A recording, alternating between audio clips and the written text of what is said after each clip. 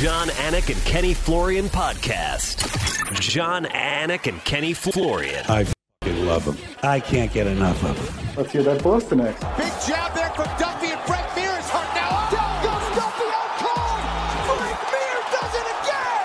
Rock'em sock'em robots here. Oh my goodness. Hyperbole. There are a couple of absolutely self-involved bullshit artists. Here are your hosts, John, Anik, and Kenny Florian. That's some bang.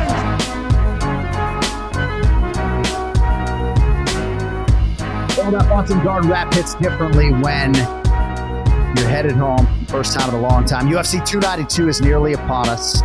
Appreciate you being with us. Episode 2 of the week, 430th show overall of the Anik and Florian podcast, presented by DraftKings. Whether you are on the audio or the video side, we never take your support for granted. Thank you for being with us. Ken Flo wheels up to New York here shortly for the Professional Fighters League. We'll miss you in the bean. Actually, our producer, Zach Candido, mentioned your name to me to be on stage for a UFC Q&A in Boston this Friday. I'll be up there in my Nomar Garciaparra jersey, but I told him you had PFL obligations. Get out of here. No, Swear to God. Swear to God. Real Swear to conversation. So I can't wait to get to TD Garden. As I've said on these airwaves before, it's the only time in my entire time with the UFC that I have asked to do a Q&A just so I can get up in front of those Bostonians and just be a fucking masshole with them. I'm trying to figure out how to say Dateline Boston if I'm gonna really let the accent go off the top of the pay-per-view. Sometimes I bleed into it at times. You know, he has a look at the rest of the main card, but there's going to be so many opportunities in Boston to just be like, Dateline Boston. Oh, people get upset when I say hub of the universe, right? As if that's self-serving. Maybe I should just say the hub instead of the hub of the universe. But yeah, from Revere to Cape Cod, just very excited to get back to Massachusetts for UFC 292. And we will be there in all our glory for UFC 292 coming up this Saturday night. It's a Bantamweight Championship banger. Aljamain Sterling, looking to remain the hunted, takes on top contender Sugar Sean O'Malley. We'll see if Aljo can keep his title, or will it be time for the superstar, the challenger, to shine? Get your bets in right now at DraftKings Sportsbook, the official sports betting partner of UFC. New customers can bet just $5 to get $150 in bonus bets instantly. Prices moved around a little bit. Aljamain Sterling minus 260 or so. O'Malley coming back about plus 210. If you like Sean O'Malley by knockout, plus 350. Sterling by submission, plus 200. A lot of different ways to go about your action. Just need to download that DraftKings Sportsbook app. Not now, but right now. Use code AFPOD. New customers can bet just $5 on UFC 292 to get $150 in bonus bets instantly. That is this Saturday only on DraftKings Sportsbook with code AFPOD. Gambling problem? Call 1-800-GAMBLER. In New York, call 877-8-HOPE-NY or text HOPE-NY. In West Virginia, 1-800-GAMBLER.net in partnership with Hollywood Casino at Charlestown Races. All games regulated by the West Virginia Lottery. Please play responsibly. In Connecticut, help is available for problem gambling. Call 888-789-7777 or visit ccpg.org on behalf of Boot Hill Casino and Resort in Kansas. 21 plus in most eligible states, but age varies by jurisdiction. See DraftKings.com/sportsbook for details and state-specific responsible gambling resources. Bonus bets expire 7 days after issuance. Eligibility and deposit restrictions apply. Terms at sportsbook.draftkings.com/MMA terms. All right, as you guys know, Ray Longo will be in the corner of both Aljamain Sterling and Chris Weidman this weekend. If you missed the Ray Longo Minute, that is up right now on the DraftKings YouTube channel in our 429th episode that landed on Monday. But now it is time to get our predictions for UFC 292 as we call on Big Gun Brian Petrie. On social media, he is at Brian Petrie MMA. He is 6'3", despite the visual here on the podcast. And as always, we're going to bring him in with the pronunciation of the week. Good to see you, champ. What's up, babe? What's up, babe? What's up, boys? I wore my fancy shirt. We're going to Boston, huh? That's Gotta right. get fancy for Boston. Big pay-per-view. I can't wait for it. So I asked you to play guest booker today. One of your dear friends, the king of combat, the action man, Chris Curtis, is scheduled to join us at the bottom of the hour. And I know you have a little bit of anxiety right now.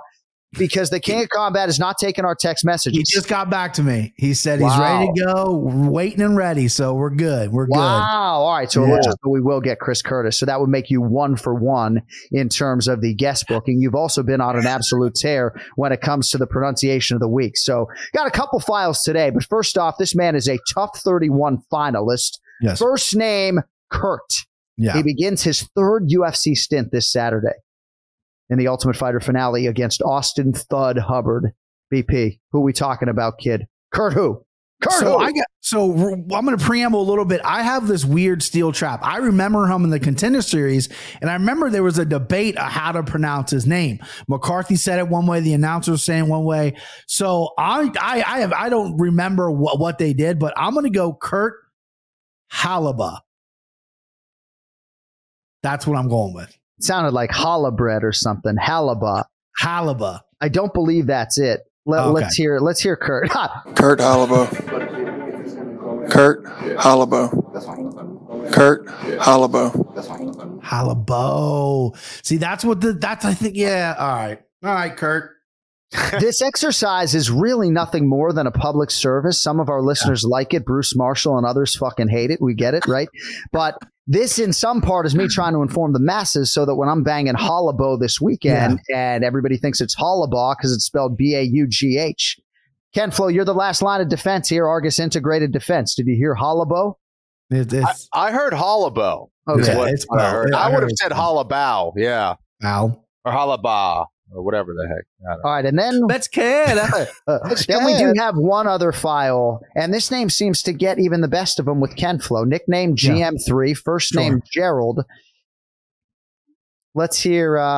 It does not rhyme with Schmear. Let's hear Gerald Mershart say his name. Cody, do we have that one as well, Budgets? Mershart. Oh, full name, please. Oh, Gerald Mershart. And a couple of slow ones. Gerald Mershart. Gerald Mershart. GM3 fighting Andre Petrosky on the UFC Fight Pass prelims this weekend, but our good man John Gooden needs that first name Gerald as well. But yeah, it is not Mearshart as it is listed. It's actually Gerald Mershart. I was going through these with my daughter this morning. She had a little bit of fun with the Shart on the back end of Gerald's surname. I told her to be a little bit more mature. Sorry, Gerald, if you're listening. All right, so it's going to take me a couple minutes to update the standings. Probably only 60 seconds, but bear with me because I have to update 2 weeks here. And it goes from really good to not so good for Ken Flo, who still is just so pissed about Hakeem Dawood. I don't blame you, dude. I am. I'm heated. I'm upset too. Not from just a betting standpoint, but it's like, if you watch MMA, that's an easy fight to score. I mean, we just not scoring kicks anymore. Is that like it's just hands now? I mean, whatever. I've been going all week with buddies about it. I'm gonna let go. But yeah, it's ridiculous. No, I think that's fair.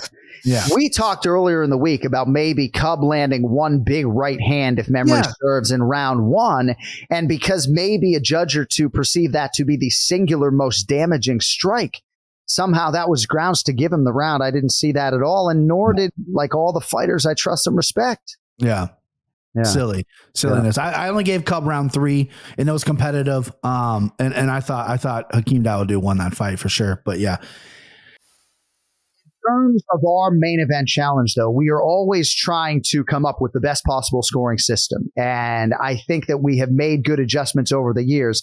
But if Petrie or Ken Flo or any of our listeners have suggestions as to how these guys would not get totally fucking burned on a result like this, feel free to let us know at AnikFlorianPod. But right now it is what it is. And before we get there, I'm just going to quickly update UFC Fight Night Sandhagen versus Font. So Team Petrie was minus 25.95. Team Florian was minus 31.75. Petrie goes 5-3 plus $515. You went 5-2 on the UFC. That included 5 units on Tatiana Suarez. You did give a unit back on Nate Diaz against Jake Paul. Big week, though, nonetheless. Gets you back to 2080 in the negative on the year. Team Florian, shiny 6-1. Hey, that included also a 5-unit whack on Tatiana Suarez. So plus $825 for that week, Kenny. And that pulled you right back within striking distance at minus 2350. Now we get to the results UFC Fight Night Luque versus Dos Anjos. Petrie, 4-2 plus $28. Of course, the tough break, as we mentioned, on Hakeem Dawodu. Nice hit, though, on Vicente Luque in the main event. You didn't get credit for McGee by round 1 knockout, but we hear you there as well. You're in the black plus $28, and that brings you to minus 2052 on the year. Team Florian, the 2 units on Dawodu, a particularly difficult minus $460 pill to swallow. Kemflo 3-3 on the week for a minus 420. He's now at minus 2770. The Petrie leads $718 American dollars as we come up on UFC 292. I'm going to back away from the microphone. Sterling versus O'Malley, live from the jungle in TD Garden, Boston, Massachusetts, USA. Oh, I'm so excited.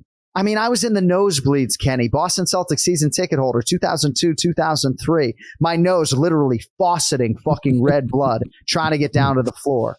And now I'll be there, and Joe Rogan will be to my right. Awesome. UFC 292, Sterling versus O'Malley. First pick for us today at middleweight. Oh, deep breaths, folks. Chris Weidman is back for the first time since breaking his leg on the first kick he threw back in 2021. He is a plus 210 underdog on DraftKings Sportsbook, facing the 22-time UFC veteran Brad Tavares, who is the minus 258 favorite. Brian Petrie, Tavares, big favorite here against Chris Weidman. Which way are you going, kid? Oh, I'm nervous. I'm already nervous about this one, boys. I love Chris Weidman. I've always liked Chris Weidman. I kind of like, I followed his social media, his vlogs. His family's amazing. Obviously, he's close to the show with Ray. Just a fan of the guy. Seems like a good dude. Never met him. Don't know him. And I feel like he kind of lost his way a little bit before the leg break. I feel like the wrestling kind of went out the window, something that he was very good at. And his striking is good, but it was relied on timing. And so he wasn't fighting enough. So a lot of the losses came, and obviously the chin was starting to go a little bit as well. And then he looked really good preparing for Uriah Hall and then the kick. I mean, what are you going to do? This is a perfect matchup for him for Brad Tavares here. Brad Tavares has been in the UFC, I think, longer than Chris Weidman. And he hasn't looked so hot lately. He's coming off a knockout loss. He has good striking, good takedown defense. But I think if Chris Weidman comes out, and he's got that all-American tattoo on his back, right? That's how you know you don't want to fuck with a guy when he's got that tattoo on his back. If he uses that, gets the fight to the ground, he's got great pressure on top. He's got a good head and arm choke. He's got a good guillotine. I like him here. I like Chris Weidman as a dog price. I don't want to play on the feet. Tavares got popped still, right? Don't play on the feet. Get him down. And I'm going to play Chris Weidman by submission as well. I'm feeling dog hunting tonight. You know what I mean? I like some of these spots. Plus 220. Give it to me. Let's go. Kenny, I admitted to being surprised at the betting line earlier in this week when we talked to Ray Longo. I did think it wouldn't necessarily be a pick'em given the layoff for Chris Weidman, some of the recent results, the leg break, of course, but I did not expect to see plus 210 next to his name. Petrie's biting, not because Longo's on our podcast. What do you make of Brad Tavares here, a near 3-1 favorite against a returning Chris Weidman? Yeah, I think to me it kind of makes sense. Obviously, you have Brad Tavares, who is a very good striker, big for the weight class. He's going to be, tough to take down and keep down. Has fought a high level, schedule. You look at all the guys that he's faced, it's about as good as it gets. So he has a ton of experience against the best in the world there. At the end of his career, certainly, but still very tough and very game. And for Chris Weidman, you got to talk about that leg break. How many guys have come back and have looked phenomenal right after, that long layoff? Their first fight back. Anderson Silva didn't. A lot of these guys just don't. And a lot of these guys, if we're being honest, are simply never the same. What Chris Weidman does have going for him, though, is that he's not necessarily known as, this guy that if his striking isn't on point, then everything goes to hell, right? He's a grappler. He's a wrestler. So that's what he has going for him. The other thing that is going for him is that he's very mentally tough. And I think the fact that he kind of documented his progress, his fight back from this leg break, I think helps him in a lot of ways. And again, I think that, from what Ray has been saying, other guys that have trained with Chris have been saying is that, he's still going to be extremely tough. And I think Chris really needs to rely on his grappling skills in this one. And if he does, I do think he can get the win. But given the price, I think it's a little too juicy for me to ignore. I'm with Brian here. I like Chris Weidman as the underdog. I think it would be a fantastic story for him to come back and get a win, especially if he's able to finish someone like Tavares. No easy task. But if he does do it, I think it would have to be on the back of his grappling and his submission skills and things like that. So give me Chris Weidman as the underdog as well. Perhaps some extra motivation for Brad Tavares, too, with everything that's going on in Hawaii, right, trying to come up big for his state. So Brad Tavares made his UFC debut June 19th, 2010. Ken Flo was training for Gray Maynard at the time. 14 UFC wins for Tavares, 0 bonuses, which I find interesting, but a great career nonetheless. All right, Ken Flo, we'll send it right back to you here. So as of this taping, we expected maybe this main card could shuffle, but the pay-per-view main card opener is this bantamweight tilt between Marlon Chito Vera minus 185 and the young Punisher Pedro Munoz plus 154. Munoz now the older Punisher. He'll be 37 in a few weeks, Kenny. Still getting it done, though. Had a big win as underdog against the highly touted Chris Gutierrez. That was back in April. And now Munoz spins it forward here against the most decorated finisher in the division's history, Marlon Chito Vera. Your thoughts? You mentioned Munoz's last fight against Gutierrez, and that's what makes me a little hesitant in picking this one. I think that, Munoz is significantly better than what his record indicates over the last few fights, or several fights, I should say, because I think that he never really didn't really take the smartest approach in a lot of those fights, I think. I think that skill-wise, he's very, very good, but maybe unnecessarily would kind of risk his head and take a lot of damage in some of those fights. And I think his last fight against Gutierrez, he fought a phenomenal fight. He was fighting smart, wasn't taking a whole lot of damage. And we all know about Marlon Vera and his maybe inability to start fast in some of those fights. This isn't a 5-rounder. This isn't a main event. This is a 3-round fight. So Marlon really needs to get off to a great start here in round 1, because you don't want Munoz to get too far ahead, especially with that in and out style that he showed against Gutierrez. Those calf kicks, getting in, getting out. It could be a great way to do that against a long, rangy striker like Marlon Chito Vera. However, I think Chito is going to be coming back very strong after his last fight. I think that he needs to be able to use that length, keep Munoz on the outside, use some calf kicks himself, get some pressure going early, and not take a lot of shots. I think that Munoz on the ground is going to have an advantage, so Chito's going to have to stop a lot of those takedowns, and that's going to be tough. Munoz has... I don't know if he's a better finisher. I definitely don't think he's a better finisher than someone like Chito Vera, but I do think he has, I guess, more ways to win in some regards. And Munoz coming in here as an underdog, I kind of like it. I'm a big Chito Vera fan. I think he's a phenomenal fighter with a lot of skills, but what worries me is that plotting footwork sometimes. He gets a little too flat-footed. That concerns me. I reserve the right to change my mind, but I like the underdog Pedro Munoz in this one, actually. I think that he could outpoint Chito Vera in this one, especially it being a 3-rounder and not a 5-rounder.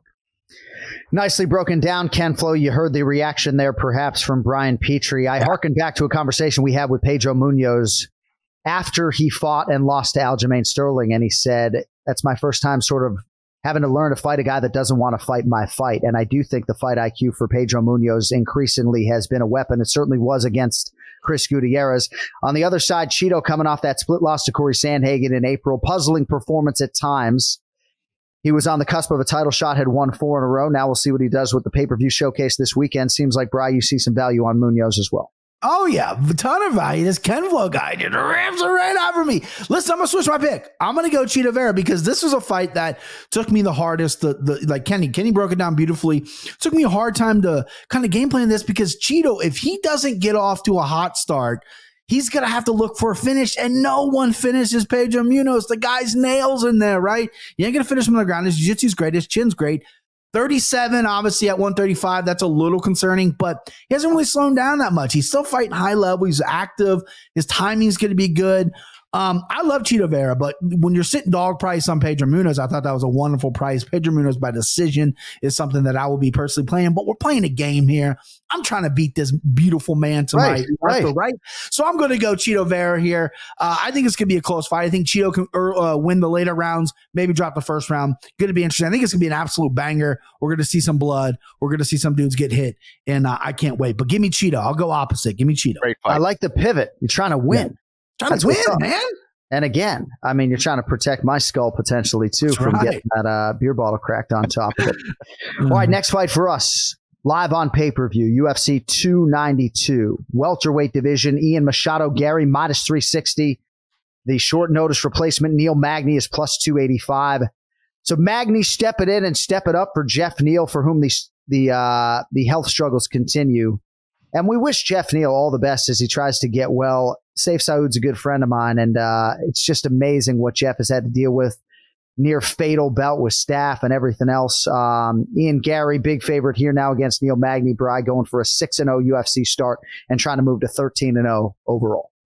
So when you sent the email, you had no lines, right? Because the lines came out exactly what I thought. I thought Ian Gary had opened about minus 330, and I told myself, and I'm a big Ian Gary fan. My boy Chris Curtis went to become Jeff Neal for Ian Gary in Florida. Now he's got Phil Rowe. He's pivoting because it's a different style matchup. Ian Gary's a guy that I'm very confident. I like him. I like his confidence. I like him being a little bit egotistical. He believes what he's saying, and he's out there proving it, right? A lot of people are like, oh, look, Song Kinong dropped him. Yeah, but he came back and knocked Song out. He showed some aversion, and he battled back. But I told myself, don't fall in love with Ian Gary. And I know we're playing plus 285, John. I got the lines on DraftKings Sportsbook right before we got on here. And I told myself, when Neil Magny approached over 300, 350, you're playing him. Currently right now, he's plus 340 on DraftKings Sportsbook. Give me Neil Magny, the grinder. This is going to be an awkward fight. It's going to be a hard pivot where you're training for a short, stocky southpaw boxer to a 6'3" guy who's going to clinch you, want to take you down. I think if Ian Gary blitzes and cruises through Neil Magny, only the elite guys have done that. Guys have beat Neil Magny, but if you finish Neil Magny, you're high class. That's going to propel him up. I love Ian Gary, but when you're giving me this number, I got to take Neil Magny here, baby. Give me Neil. I mean, the guy has the most wins, 170 pounds, for a reason. He's going to grind this out. He's going to get it done, and you're giving me 3, maybe 4-1 come fight night. Yeah, Neil Magny it is. All right, so Neil Magny right now plus 340. Ian Gary is minus 440, but Kenny, you still will get the minus 360 on Ian Machado Gary if indeed you go in that direction. It's interesting, Brian, when you mention ego when it comes to Ian Machado Gary, because on his UFC fighter bio, the first thing he lists under strengths, violent mind, some other things in there, but the first thing he lists is his ego as a strength, and I absolutely love it.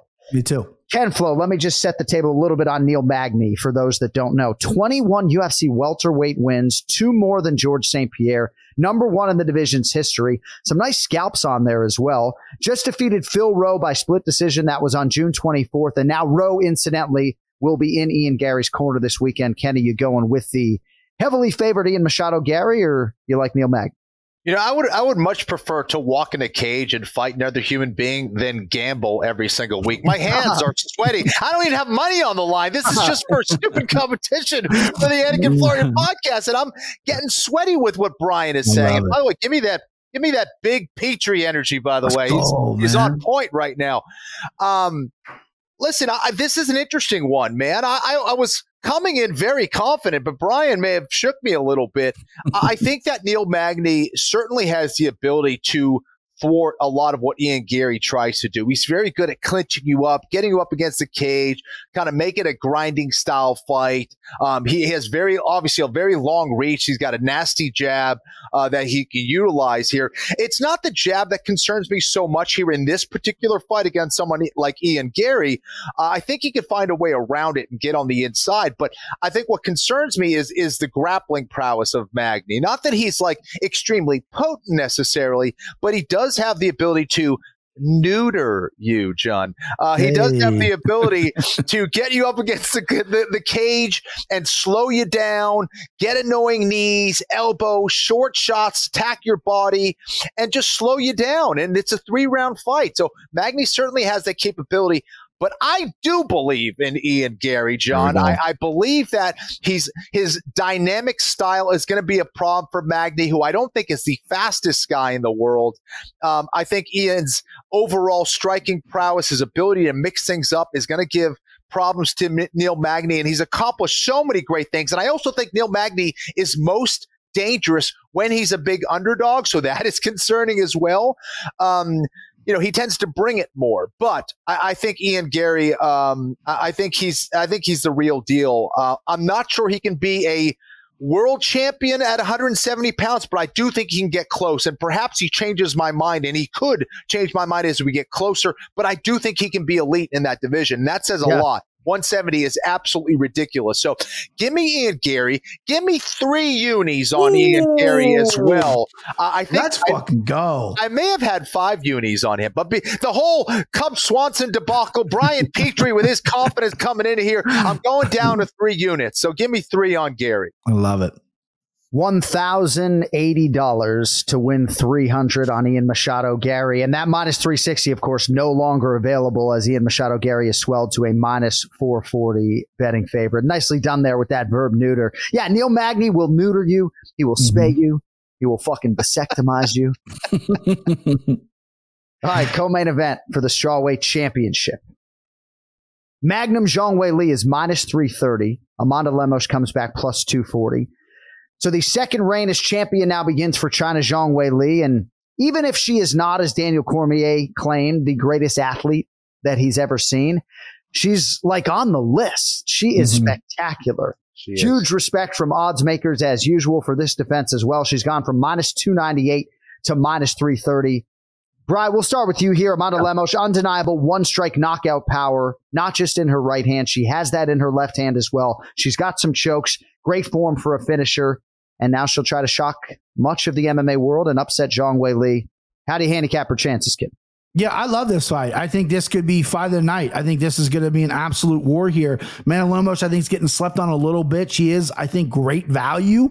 If I didn't love Zhang Weili so much, I would take a stab at it. And by the way, the whole months ago when John missed his show, I think that was the first time I get exposed about how bad I pronounce names, because I pronounce Zhang Weili like 10 different ways, and Cody put a nice clip together. So that's bringing me back. But no, listen. Weili's good, man, and she's getting better. What I love about it is sometimes you see in MMA, and I don't want to single out any fighters, but I have a guy in my head who's from Texas. They win the title, and then they just fall off because their goal was the title. Their goal wasn't defending it. Their goal wasn't being the best in the world. Let me get that strap. They get a strap, then I'm good. Weili's gotten better since getting the strap, and then obviously the first time losing and then getting it back.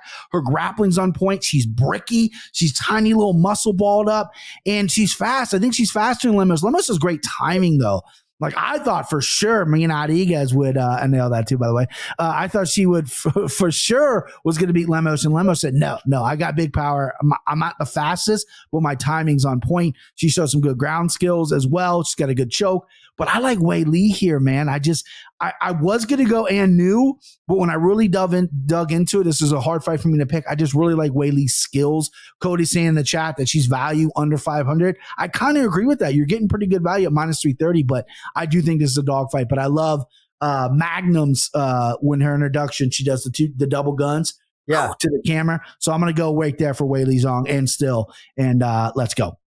I don't know if Tom Brady's going to be in the building this weekend. But Zhang Weili is a huge Tom Brady fan. As such, he was a big New England Patriots fan. And I think that is in some part why Zhang Weili is fighting here in Boston. So the hosts of this podcast are both from Massachusetts. There's a little bit of bias in this episode, and I think all week long. But Ken Flo, Zhang Weili making that walk here in the Bean against Amanda Lemos. Your thoughts on the co-main event? You know, when I'm judging an athlete, I'm looking at, you know, what physical traits they're bringing to the cage, right? Or in general, whatever sport it is. You know, how explosive are they? Their speed, their mobility, you know, how easy do they make movements look? And Zhang Weili, in my opinion, is an A-class athlete, absolutely world-class.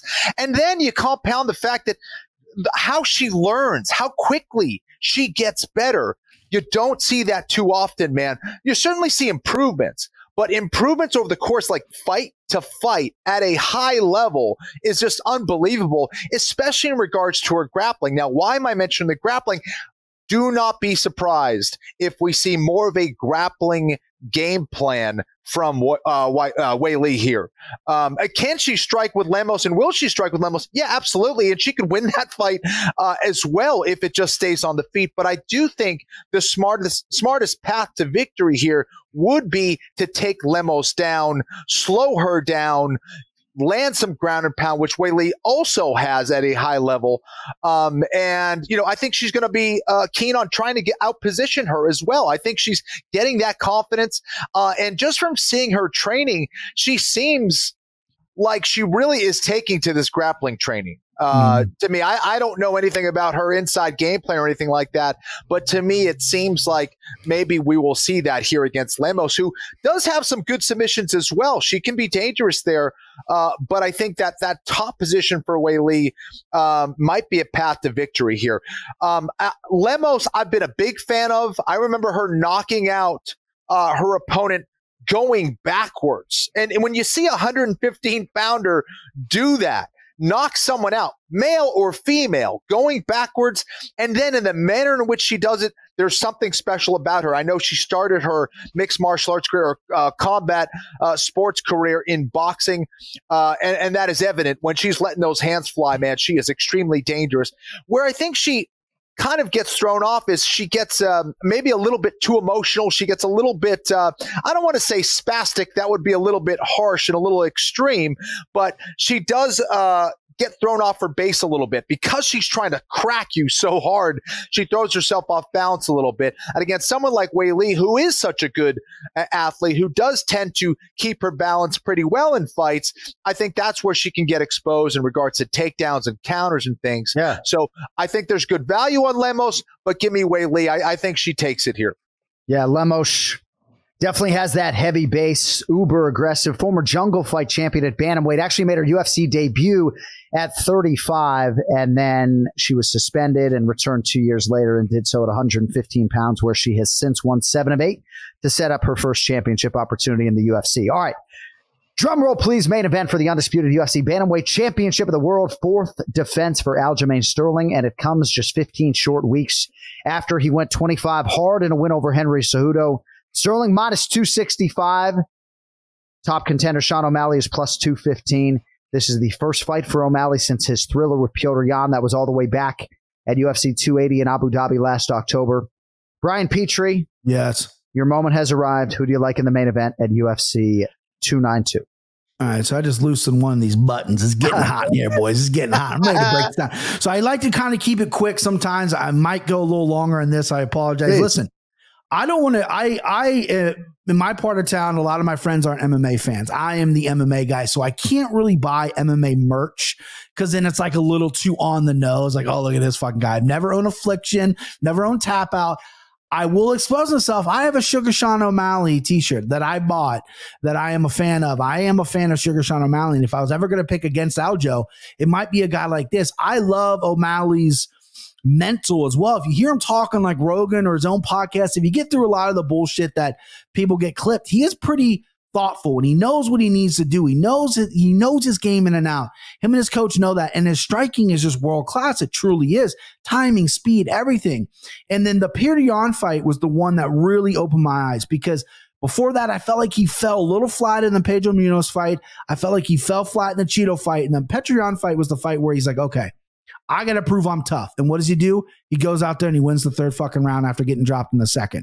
And I think he won that fight. I know there's a big, controversial, all this bullshit. But Aljo is a really bad matchup for Sugar Sean O'Malley. Sugar says, I can't let him get my back. I can't let him get on the ground. All those things are true.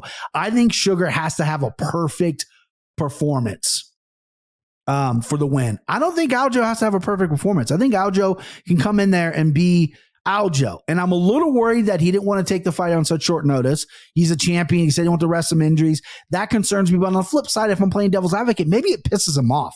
Maybe he goes, fuck this. I'm going to go into Boston. I'm going to take this dude's head. He came in the cage with a Michael Jackson jacket on, and I'm going to fucking take his head now, right?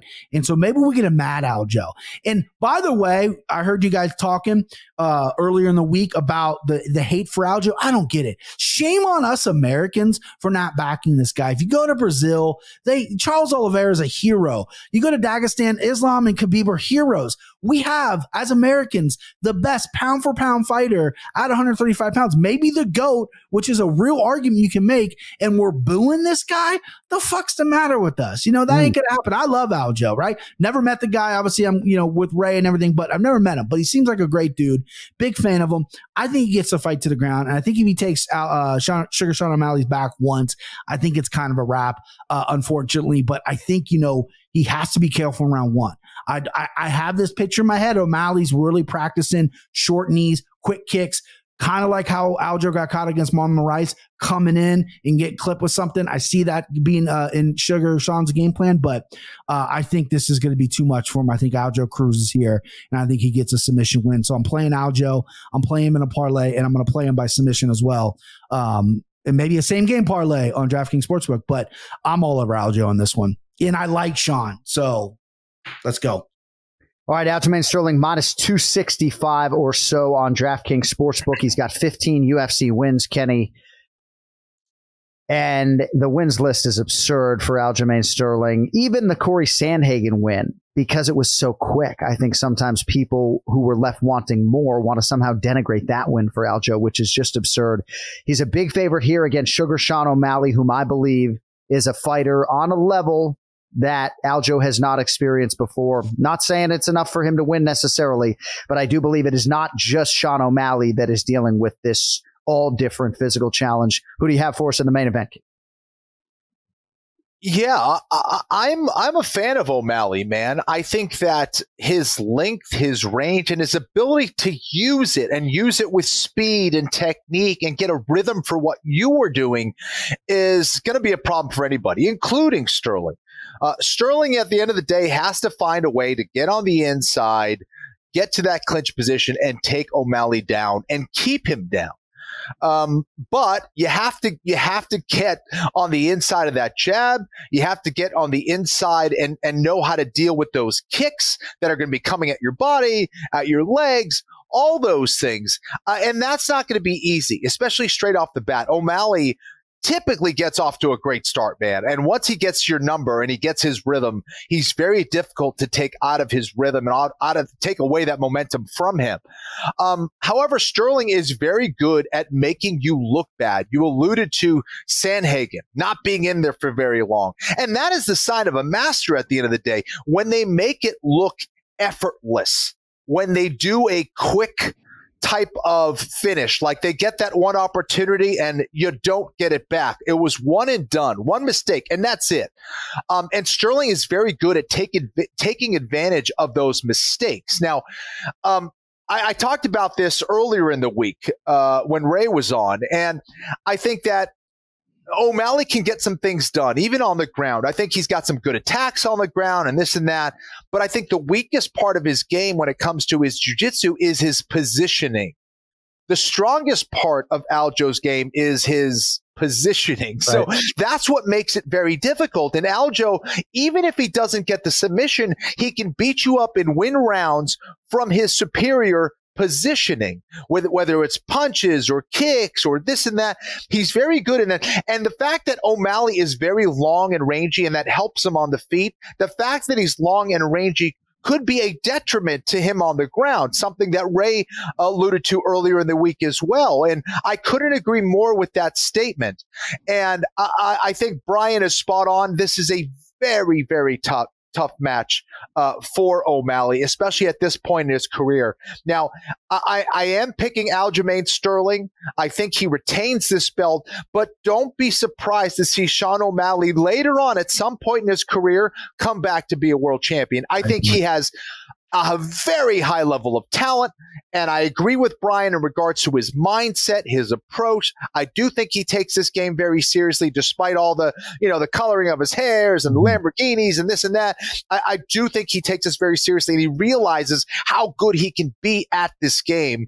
He's already making a lot of money, but I do think he can make a lot of money in the future, yet still, and do that by becoming a world champion. So give me Aljamain Sterling, and also give me +2 units on him as well.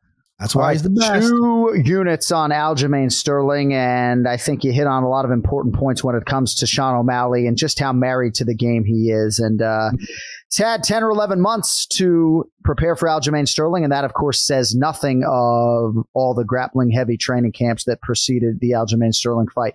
All right, good stuff on the main event challenge, boys. It all goes down Saturday night live on pay-per-view from the Jungle, TD Garden, Boston, Massachusetts. All right, now we're going to go out to the guest line. Very happy to bring in this gentleman.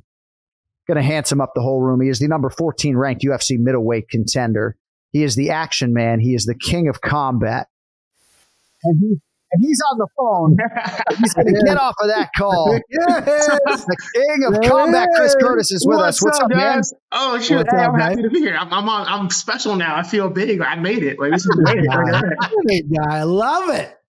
So the first time I met Chris Curtis was after Chris's UFC debut, and he was at some UFC VIP event. The dude's dressed to the nines in all black with this black vest. And I'm like, my God, this guy looks like $1 million in human form.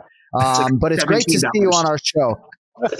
Yeah. It was like $17 at like a freaking Ross. Yeah. Like I'm dressed like a hobo. Yeah, it's great.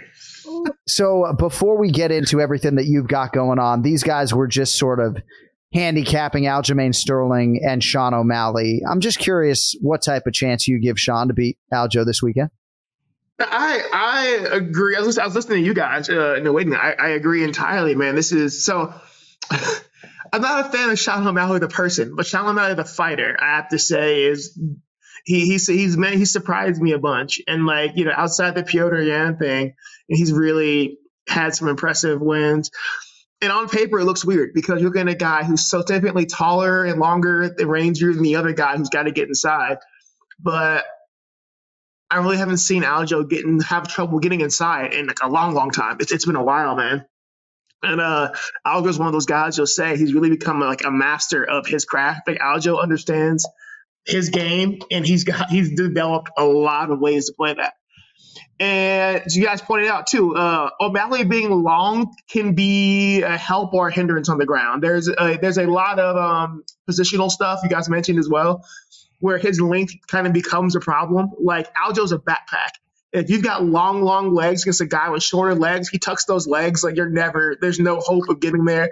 Aljo's a human backpack. And like I feel like O'Malley's legs may be a disservice in those situations. So if it gets to the ground, man, it's going to be hard. And O'Malley's really good at keeping range, but can you keep range for a guy for 25 minutes without messing up? So Aljo really needs to get him down, I think, honestly, one good time.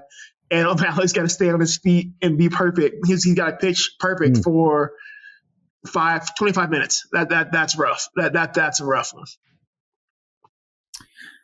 Chris, I wanted to ask you, obviously we have a pay-per-view coming up, and you've been on the fight nights, you've been on the pay-per-view, but can you explain the difference to the fans of what it's like to compete on a huge pay-per-view card as opposed to a fight night, or is it different for you? For me, man, it's really the only real difference is the week leading up, because like when you're in town, a bigger card, there's a lot of people there, and there's just a lot more like outside the fight energy and whatnot. There's a lot of I think the fans are a lot more excited when they're in town for a pay-per-view or there's a pay-per-view going on. I think the lead up and the build up is just different. So that's kind of cool. Like honestly, to see, I really enjoy seeing like the fans be excited, man. It's really cool because like I'm approaching 100 fights if you add all my fighting career together. I'm coming up on 100 fights now. So at times I kind of get numb to it. I'm just like, all right, whatever. Like it's just, like I fight. I enjoy fighting. It's what I do. But kind of numb to the excitement. But like on a good pay-per-view, man, it's you kind of like start getting that like those butterfly feel. It's weird, man, because I don't get butterflies anymore. I really don't. Wow. Like they'll come or go during camp at times, but like it's not serious. but that excited feeling, that rush of like, oh, this is gonna do. I don't get those anymore. But on fight week, on a pay-per-view when people are in town, it's being promoted, you start getting those. So like in the cage, it's the same to me. Like I didn't mind the Apex. I liked it. I was like, cool. Like I can go fight down the street and go home. So that doesn't bother me. Some people hate not having a crowd. I don't really worry about it. I don't really hear them anyway. But that fight, the fight week build up, man, there's nothing quite like it on like a pay-per-view card where like people are excited, man. It's the anticipation. I've been struggling to find that word in my head. I just woke up, sorry. Anticipation. There we go. Nice, man. So, Chris, I could do 45 minutes with you on your career and the ebb and flow nature of it, right? We don't do a lot of long-form interviews, right, on this podcast, but even just going through my fighter notes from some of our meetings in the past. Before we get into all of that, though, your connection with, of course, our chief handicapper, Brian Petrie, is undeniable. So perhaps maybe if he gets off the schneid and has a professional MMA or boxing bout, maybe that'll get your nerves going when you're walking out with him in his corner. I was going to bring that up. First thing I want to ask you, Chris, is the 100 fights. Does that count the guys that come in the gym that are 300-0 in the street that you take out? Are you at those have their own special category of just like dumb. That's just dumb stuff I've done through life. You don't give them they don't get the count in that category. Okay. If you do that, then they'll never stop. Like, oh. And then another thing I haven't brought up to you personally, I announced on the show a couple weeks ago, I just turned 37 on the 4th, so I want to get a fight in before I'm 40. So I might come out to Vegas, have you beat me up a little bit, bring it back to the old school, man. Get you beat me up. I know you guys laugh. You guys don't understand that Brian's actually like, he was so clean. Like to be he was a big boy, but he was fast and he was clean. Oh. And like it was the most like hilariously just deceptive thing to where he'll be humble about it, but there have been days where Brian gave me some business. I was like, okay, you're having one of those days today. Like, no, he's deceptively clean, deceptively fast, like really good technique. Like it was surprising. Like you look at especially young Brian, you'd be like, nah, like who's this guy in here? And he would get in people's business. Like it was impressive. Dude, you need to do it. You get clear, you go do it. Like, why not? Right now. I swear I'm doing it. I got a whole garage set up. Since I announced on the show, like every gym in Cincinnati's hit me up. I'm sure I can name them all. You know them. They're like, hey, come train here, come train here. But no, it's funny because I sparred with Chris and then our boy right here, Chris. I don't know if you see him, Slaughterhouse. It was a sparring. Oh, is he back there? Yeah, he's on the wall right there. Yeah. I sparred with them both on Saturday, and then Rod, who owned the gym, came in and was like, wait, you're the guy that has hands? I was like, yeah, maybe. They're like, you sparred with Bo Chris on Saturday, right? He's like, yeah. He's like, you look like you're fucking 12. Like, that was like 23 or 24 at the time. And I was like, the biggest surprise. It was the biggest surprise to everyone. We're like, what is happening right now? Like, and he's just like baby face, little chub, like big chubby cheeks, like chubby kid. You're like, we're gonna beat the hell out of this kid. And man, he's good. He was actually get big gun. We gotta call him Kung Fu Panda. That's it.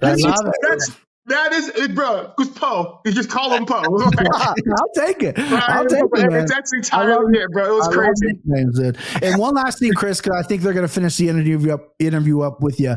I love your look now. The beard, the hair. When I sent the group chat, I sent the group chat a picture of you where you rocked the pirate French goatee. It was great. For years, I had I looked like Guy Fawkes. Yeah, I really did. I had like the freaking the deep. It was great. Like people were like, "What are you doing?" I was a freaking French pirate, and I loved it. French pirate is what you look like. It was great. It's still my favorite look. Like at some point, I'm going to go back to it. And my girls back here like, shut that down right away. The history between you guys is really cool, and it is funny for our listeners. I mean, the viewers now sort of understand, I think, a little bit, but a lot of people think he's like 5'5", 270 pounds. And he's 6'3". Yeah, I'm a big guy. Petrie's actually a big dude. Big dude. He's way bigger. Guys, like the camera lies. Petrie's he's a lot taller human being than you think he is. Like that's actually pretty impressive. Chris was there. Chris basically saved my life when I was coming in the train. I had a seizure, and Chris, Dom Steele, Jason Lane, they held me down when the paramedics were there. So he was kind of there. I went to go work with him when that happened, and my whole life got shifted up. So I owe everything to this guy. Oh, that was terrifying, guys. Like, you're like, watch, like, leave the room, come back, your friend's having a seizure. We're like, oh crap. Man. Like, where's Brian? He's like, dying in the other room. We're like, oh God, I think Brian's dying. Yeah. Chris was there to help me through it, and then I got situated. So I always can thank him for that. So, and now look at you, like, we're out here with Jason, Anik, and Kenny Floyd. What is this? Look at him now. This is amazing. At Brian Petrie MMA, if you want more from him on social media. Appreciate you sticking around, kid. We're going to actually now hit your buddy real hard journalistically on the backside, but we appreciate you sticking by. I'll see you, boy. I'll hit you up, bro. All right, Brian Petrie with us here on the Anik and Florian podcast. And man, do I love the fact that you just called me Jason Anik, because it just tells me how far my twin brother has come. Dude, no. So my mind was blown when I realized there were two of you. And it has thrown me off. I don't know why, but like, I consider myself an intelligent person, but twins destroy, like, I don't know, my brain doesn't process twins well. So like, I'm going to call him John and you're going to be Jason. It's just the way I don't know what, my brain does not process twins. Like, it's just a defect. I don't get it. I think Joe Rogan can relate. Every time he sees my twin brother, it's just very hard for him to wrap his head around the fact that there's another human being that lives and breathes and sounds just like I do. I understand the concept. I get it. I totally get it. I understand the genetic part of it, but my brain is like, nope. No, it's a weird thing. I do think at some point I need to go to one of those twin conventions and commit adultery, you know? That sounds like nightmare fuel to me. Like, I would stroke out. Like, I would actually stroke out. No, I actually am so afraid to be in that setting that I haven't done it yet, and I'm 45 years of age. All right, so let's get into your career just a little bit if we could. Chris Curtis, the action man, the king of combat, with us here on the Anik and Florian podcast. So you said to us going into your last fight against Nassourdine Imavov that, of course, ended anticlimactically with that accidental clash of heads. But baby, on the way, we're going to take the rest of the year off, and instead now you're putting your ranking on the line against a very tough Anthony Fluffy Fernandez, who has won 4 consecutive fights. So what was your mentality after that clash of heads with Imavov to actually take this fight? And since your significant other is in the room, I hope this was a collective decision, but what went into it on your end? She's laughing in the background. I mean, she's well aware as well that, like, I wanted to end my year. It's been a weird year for me, man. It's been a really, like, just awkward year fighting wise. And I never want to end a year on a loss. I really hate that. So I despise it. So I was like, you know what? We'll go back in and we'll end the year on a high note so we can start next year on a high note. So after the Nassourdine fight happened, and I'm like, you know what? That sucks. So not the way we wanted. And that's also not the note I wanted to end the year on. I took no damage in the fight. Honestly, I was fine. The outside of, like, having my eyelid almost cut off. So it's like, it's even worse now. Like, I got to get this winter. I have to get surgery to remove scar tissue. It's so bad now. Oh wow! Yeah, look, like my eyes like half closed all the time. That's like a squint. Yeah. So we really jacked that one up. Thanks, Nassourdine. But yeah. So I took no damage. I was fine. So we're like, you know, well, let's get one more in. Like, we're not hurt. We're in great shape. Like, I feel like I was just didn't get a really chance to do anything. So let's just roll back into it. I want to end the year on a good note. I really don't want to leave that taste. I mean, you Kenny's fault. You know, it's hard to have that bad taste in your mouth. So you're like, all right, screw it. I'm in shape. I got time. Let's get one more. Let's go one more. Like, we'll roll the dice one more time. Like, that's why I don't gamble, because I have a problem stopping. I know myself. But you know what? We'll roll the dice. What's one more? Like, bet the house. 7s. We're throwing it out there. So we're just doing it. Well, it really has been a memorable start to your UFC career, and I hope you'll play the long game. But I just want to take you back to some moments in your career very quickly here. Ooh. Because you went on this absolute tear after a loss to Bilal Muhammad.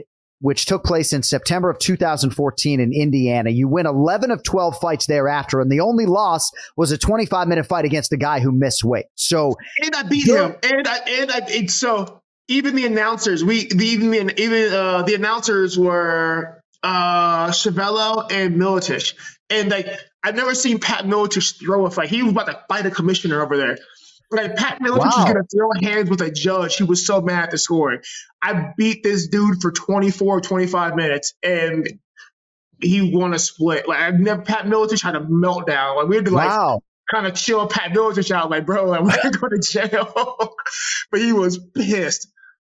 How about that? So I didn't know that circumstance, right? So that easily could have been a 12-fight winning streak. And maybe Kenny doesn't know this, but that run in your career also included a win on Dana White's Contender Series in June of 2018. You win by TKO. It was your 6th win in a row, and you didn't get the contract. And I'm bringing you back to this moment in which you were absolutely crushed, and you see how he just exhaled there, right? I'm bringing you back to this moment because now I feel like we can really talk about it because you got to the big show. You realize all this success. You're in the rankings, and you're at a place where I think it's okay to reflect. But what was your mentality at that low point, I would think, of all low points in your career? I'm not going to lie. Even at a pretty good place in my life now, that one still hurts. What sucks for me, it's weird, man, because like I'm gonna. This is the greatest I've been in my entire life. I'm in a position in life to where I don't have to worry for anything. It's the first time in my life to where I don't wake up every day checking my bank account, making sure I didn't because I'm getting go out and I'm not worried about anything. I'm good. But that one still hurts because like this. So you guys see like the on like the UFC embedded all they all have the promos like Contender Series veterans, and like I'm like I should be on there. That kills me.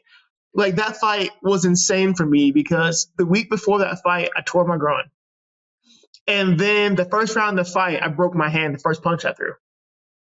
And I win that fight the 3rd round after winning every moment of every round with a hook kick knockout, and I don't get signed. And that one burned. That really burned me. That really, really burned me because I'm in that fight. Like I need to finish this guy. I need to make a statement. But like I'm down 2 weapons. Like what do I do? And I was like, you know what? We'll go for broke here. That episode they signed Alonzo Minifield, and that was when Greg Hardy got his development deal. Yeah, so that episode was crazy. It was me, Hardy, Minfield, Holland. Oh wow! Who is it? I think Montel Jackson was that one. It was crazy. It was a crazy episode. And so this will sound bad. I'm happy for everyone that gets signed to Contenders. I really am because like this is a life-changing thing. And for me, even at that time, it would have changed my life completely. Like, it's such a life-changing thing, and guys do so much to get there. And I really want to celebrate every guy that gets that contract because I know what that means to you. But I've been fighting a long time for that, and it's crazy just to be like, nope. I never got a reason why either. It's just like, yeah, whatever. But now, like, you'll see a lot of guys get signed on decisions. I've seen guys get signed on like losses, and I'm like. The story of my life, I feel like, honestly, is that I'm always at the right place at the most inopportune time. Because, like, had I had that performance now in Contenders now, where they kind of loosened up, like, hey, I would have been great. I would be heralded as a star. But just unfortunately for me, like, I'm always I'm too early. I'm always too early or too late. Like, I'm never quite on time. So that stuff, like, that still stings. And, like, I want to be on the Contenders promos, man. Like, those make me sad. Like, I always see them, and I'm like, come on, guys. Like, put me, like, I won. I didn't get a contract, but I won. And I wanted that. I wanted that because I never got Ultimate Fighter. And I really wanted to be an Ultimate Fighter winner. I really wanted to. And I actually love Brian Battle now, but I briefly hated Brian Battle before I met him because I wanted to beat him up because he was the Ultimate Fighter winner, and I was like, well, now I'm going to take you out. I wanted it. I was going to hunt them. I really was. I was going to hunt Ultimate Fighter winners out of spite. Yeah. Now you should maybe hunt Contender Series guys, but you're absolutely right about that episode. Kevin Holland, Montel Jackson, Greg Hardy, of course, your win over Sean Lally and Alonzo Menifield as well. So yeah, maybe just a numbers game, but hey man, look at you now, bro. Look at you now. Exactly. It works out. I'm trying to I started meditating. I'm learning to let things go. It's 2023. I'm trying to be a better me. Like, I really am. I'm trying. We're taking steps. That's hilarious. Hey, man, so your buddy Sean Strickland has a big fight coming up in 4 weeks. Took it on short notice, relatively short notice. What are his chances of going out there and beating someone like Israel Adesanya, who I think is one of the greatest fighters that I've seen compete inside the cage, man? What do you think his mindset is like right now, and what are his chances? Well, the thing about Sean is this okay, so this is a hard fight. Like, we know it's a hard fight. We talk. She's actually lives across the street here. So, like, we talk a lot. The thing is, we're all aware that this is a really hard fight. This is an uphill battle with just the opponent. Izzy's good. They say what you want about Izzy, the person, Izzy, the fighter. He's damn good, and he's proved it. Yeah. So this is a hard fight already. On top of 4 weeks notice, 5 weeks notice. It's crossing on the other side of the planet. There's definitely some stumbling blocks in the way to that finish line. But the one for Sean's shortcomings everywhere else, I will say that he, for better or worse, is one of the most headstrong and mentally resilient people I've ever met in my entire life. Like, once Sean decides he's going to do something, then he's going to do it. Like, you guys understand. I knew when Sean fought Kamaru Usman, he brought in D1 wrestler. Like, there's 2 D1 wrestlers. We're in California. He brought in these 2 D1 wrestlers. They beat him up every single day. And he lost that Usman fight, and he was like, I did this wrong. I'm going to learn to wrestle my way. So he just, I swear to you, he teaches himself wrestling. And because Sean is Sean, he'll do things wrong, but when all you have is a hammer, he's just square peg, round hole. Yeah. People will give up. Sean will force that square peg in there. He doesn't care if the hole breaks, if everything goes wrong. It's going to get in there. So I watched Sean for 2 years teach himself how to wrestle. And honestly, I watch him all the time beat up decorated wrestlers. And it's just one of those things to where he's so mentally resilient and tough that if there's a way to win this fight, I know Sean will find it. He's just one of those guys. At the same time, Sean being so mentally resilient and tough has been a disservice. We're at the Pereira fight. We're like, it's an easy way to win. And he's like, no, I'm going to kickbox this fight. We're like, please don't. And Sean is Sean. So that's the scary part. But if there's a way to win, man, I've got faith that he'll find it. Like I said, for all of his shortcomings, he's probably one of the most mentally tough people I've ever met in my entire life. Yeah, that's a good way to put it. Yeah. 14th ranked UFC middleweight contender Chris Curtis, the Action Man, with us here on the Anik and Florian podcast on social media at ActionMan513. Couple rapid fire questions for you on the way out. You're a good boxer, great jab. How would you fare in a boxing setting against Jake Paul? Guys, so you know what? I'll give Jake Paul his flowers. Not for the Nick Diaz fight, because that was stupid. But Nate Diaz fight was stupid. But overall, just watching him, he's definitely improved from when he started. He takes it seriously. I'm good friends with Kevin Newman, a boxer who trains with him. Newman's good, and he's like, hey man, Jake actually he puts the work in, he shows up. So give him his flowers there. But you're not gonna jab overhand your way, in a boxing setting. I will drown Jake Paul in a boxing match. It's not even funny. I will literally drown that man. As bad as it sounds, like the old coach just said, you drown him like a sack of puppies. And that's terrible as it is. I would drown him like a sack of puppies. Yeah, I would pay to see it. All right. Toughest fight for you at middleweight, because we talk about Strickland, we talk about the last style bender, but this is your division as well. Toughest fight for you at middleweight. Is it Izzy? Is it Alex Pineda? Or is it somebody else? God, but all of them, everyone's 6'3". I'm 5'10". Right. I am guys, I am a natural welterweight who moved up. So I'm having to relearn how to fight people this tall. Because at welterweight, they're the 6'3" guy. You're like, oh man, he's the anomaly. Now everyone's 6'3". So you know what? They're all hard fights because I'm 5'10". Right. All right. Do you know the gender of this child that you have on the way? I know you do have another son that was born in 2007, but do you know what's coming here? Yep, we got a boy. And you have a name picked out. I don't want the name. I'm just curious if you have a name picked out. Yo, we have a name. We have a name. She's laughing. She's fighting me on it. But no, we have a name picked out, and I'm sticking with it. Okay, good. Do you want it? I do. Apollo Creed Michael Curtis. Oh, I love it. Apollo Curtis. That's a power awesome. name. Yeah. So like she's like, I don't want to call my baby Apollo. We'll call him Creed. It's fine. But like Apollo Creed is his name. Yeah, it's great. No, that is amazing. All right, and then the final one I had. What is your most satisfying professional victory to date?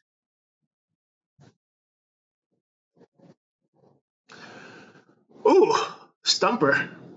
I mean, there have been a lot of them, right? Of course, I'm asking a guy with like 35 pro wins, right? But I wonder if it's one of those early UFC triumphs, finally ripping off that Band-Aid. But you've had a lot of big moments.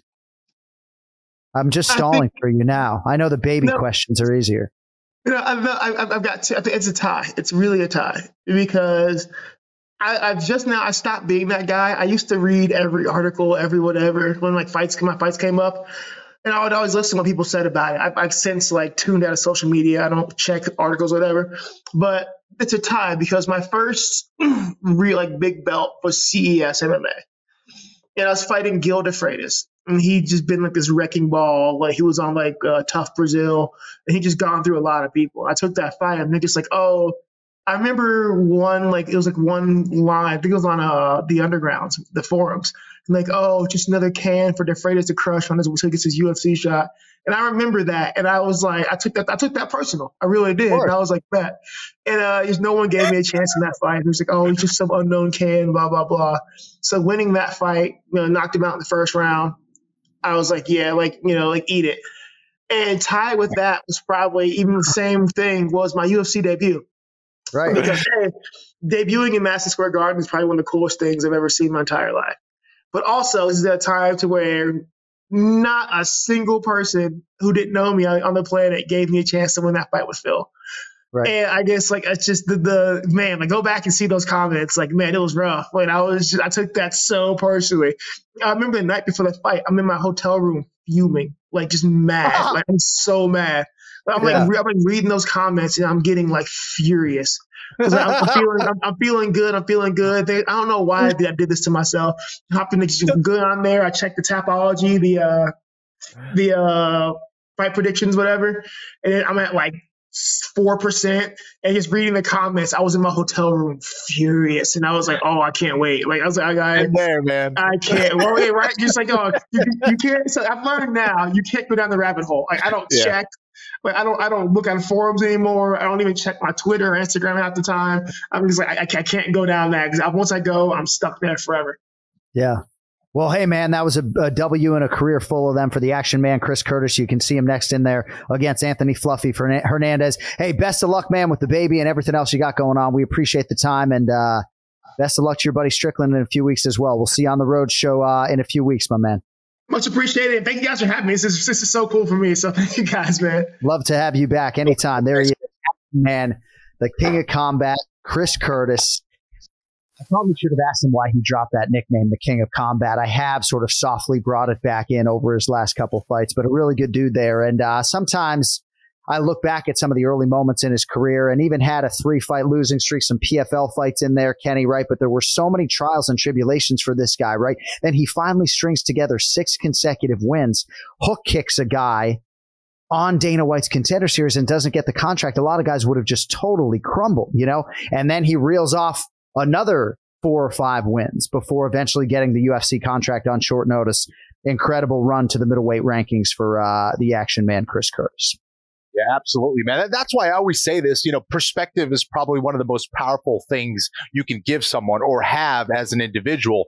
Looking back, getting, having that certain mindset and approach to life. And you could see it. He just kind of has this fun attitude. And I wouldn't be surprised to see him do some TV work as well, man. He gave us some great analysis, does it in a fun, friendly way. And I wish him the best, man. What a nice dude.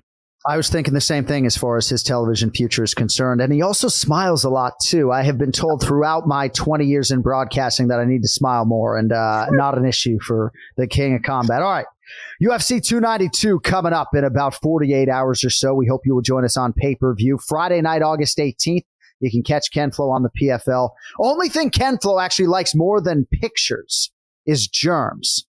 So make sure you go for handshakes, no fist bumps. Ken Flo wants all your germs in New York. Tell him John Anik sent you. And then we're actually back with you. I'm not sure when our fine producer Cody Merrow is going to get this episode out. We are taping on Sunday afternoon, August 20th, our UFC 292 recap in a few days. So that will either be out in the middle of the night on Monday or on the DraftKings network, but it'll be out there. Thanks to our guests, the Action Man Chris Curtis, Brian Petrie, our producer, of course, the aforementioned Cody Merrow. For Ken Flo, I'm John Anik. Thank you all for watching. Tell your friends you love the show. Unless you don't love the show, of course, then don't tell them that. Appreciate your support, folks. We got to go. We'll talk to you after the pay-per-view in Boston. Yo, later.